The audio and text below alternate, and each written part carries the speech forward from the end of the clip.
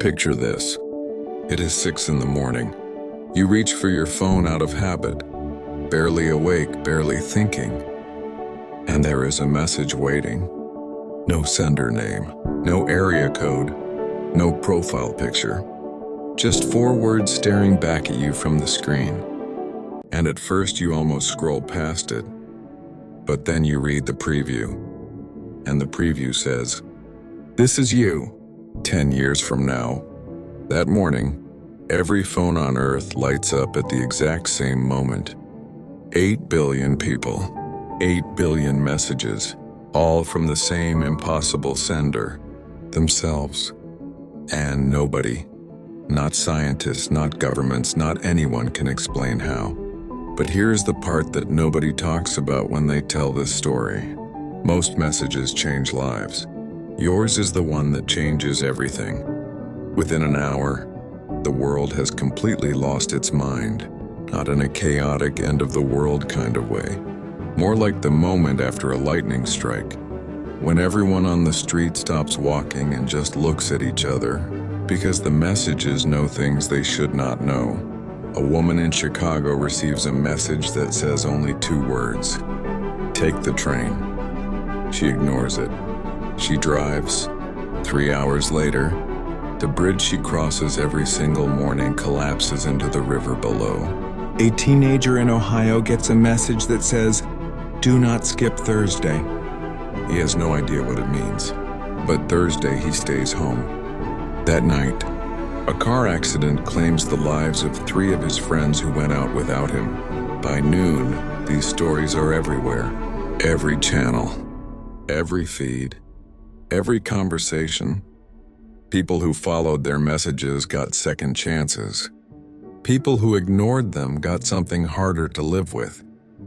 The future, it turns out, had been trying to reach everyone all along. And then there is you. While the rest of the world is processing life-saving warnings and game-changing advice, you are sitting with your phone in your hand, reading the same 4 words for the 100th time. Do not open it. That is it. That is the whole message. No explanation. No context. Not even a clue about what it refers to. Open what? A door? An email? A conversation? A box left on your porch? There are 100 things you open every single day. The message is useless without more. And for the first few days, you almost convince yourself it does not matter. Your friend avoided bankruptcy because of her message. Your coworker met the woman he is now engaged to because of his. People around you are living different, better, more deliberate lives. And your future self gave you 4 words that mean absolutely nothing. Weeks pass, then months. You try to let it go. You cannot. The first dream is nothing special. Just a red door, standing alone in an open field, no building attached, no explanation. You wake up mildly unsettled and forget about it by noon. The second time, the dream is different. The field is the same. The door is the same. But this time you are standing right in front of it, close enough to see the scratches in the wood, close enough to touch the handle. You reach out and wake up. By the 4th dream, you are not just standing at the door. You are being pulled toward it. Not violently, not against your will. More like the feeling of a word sitting at the edge of your memory that you cannot quite reach. A pull that does not hurt but will not leave. You begin writing the details down. The exact shade of red, the brass handle worn smooth on one side, 2 small scratches in the shape of an X near the bottom corner, the way it seems to carry light that has no visible source. You tell yourself dreams are just dreams, but somewhere in the back of your mind, a quieter voice disagrees. Then one afternoon, on a road you have never driven before, you see it. You almost miss it, half hidden behind overgrown trees, set back from the road like something that does not want to be found. An abandoned research facility, windows dark, parking lot empty, chain link fence rusted at the joints. And there on the far side of the building, facing a field, a red door. Every detail is exact. The color, the handle, the 2 scratches near the bottom in the shape of an X.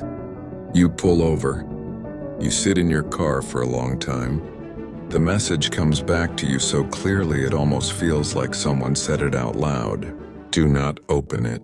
Part of you genuinely wants to listen. Maybe your future self was protecting you from something inside that building. Maybe opening that door is the mistake that unravels everything. Maybe the right move is to drive away, go home, and spend the rest of your life being grateful you listened. But you have spent almost a year chasing the meaning of 4 words, and you are standing 20 feet from the answer. You walk to the door. You place your hand on the handle, and you open it. No monster, no trap, no catastrophe waiting on the other side. Just a small, quiet room, a wooden chair, a folding table, a laptop sitting open, screen dark, a single file labeled with today's date. Your hands are shaking slightly as you sit down and press play. The screen flickers, and then you see yourself, older, 10 years older. The kind of tired that comes not from suffering, but from living, from carrying things, learning things, becoming something. Future you sits quietly for a moment, just looking at you. Then he smiles, a small, warm smile, the kind that knows something. And he says, "Of course you opened it. I opened it too." He leans forward in his chair, not rushed, not dramatic, just present, and he says something that rearranges everything. You thought you understood about the past year. The message was never meant to stop you. You stare at the screen.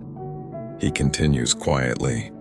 If I had told you to come here, you would have been suspicious. You would have second-guessed it. You might have ignored it entirely. If I had explained everything, you would have arrived with the wrong questions. So I sent the only message I knew would actually work. I sent the one thing I knew you could not let go of. He looks at the camera and says, "I know you spent this year frustrated. I know you felt left out while everyone else seemed to get something useful. I know you wondered if your future was somehow less worth protecting. But here is what I needed you to learn that I could not just tell you. You are not someone who waits. You are someone who goes." He glances down for a second, then back up. The world spent a year following messages, changing direction, trusting something outside themselves to make the right call, and most of them are better for it. I'm not saying they were wrong, but you followed something inside yourself. A dream, a feeling, a pull you could not explain to anyone, and you ended up exactly where you were supposed to be. Then he says the thing that stays with you for the rest of your life. The best future is not the one that gets predicted. It is the one that gets built. By people stubborn enough to follow a feeling, even when it makes no sense. By people who keep moving even when the message says stop. The screen begins to dim, and before it goes completely dark, future you says one last thing. Stop waiting to be told who you are. You already know. You sit in that room for a long time. Not because you are sad, not because you are overwhelmed, but because you are trying to hold on to something. The feeling of having been seen fully and completely by the only person who ever could. Yourself. And on the drive home, something has shifted. The world outside looks exactly the same. Same roads, same sky, same life waiting at the end of the drive. But you are not the same person who left this morning. Because you finally understand what the message was always about. It was never about a door. It was about a year of paying attention. A year of questioning. A year of following something invisible when everyone else had a clear map. It was about learning that some futures cannot be handed to you.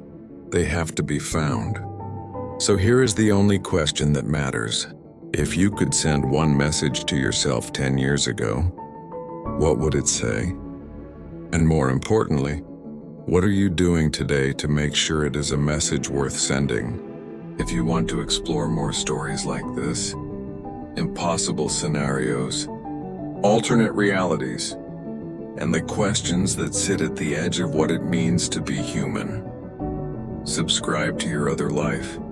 Every story begins with one question: what if? Next time we wake up in a very different world.